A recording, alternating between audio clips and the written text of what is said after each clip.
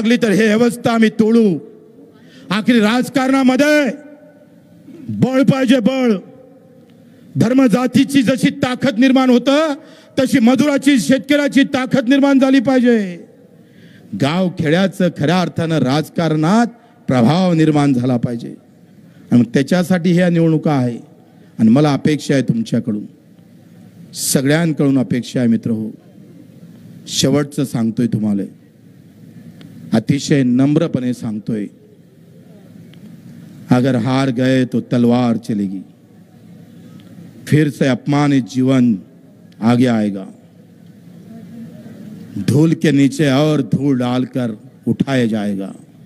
जीत गए तो मेरा किसान और मजदूर खुश से लहराएगा, खुशी से लहराएगा. ही हार कुठल्याही परिस्थितीत येता कामा नये.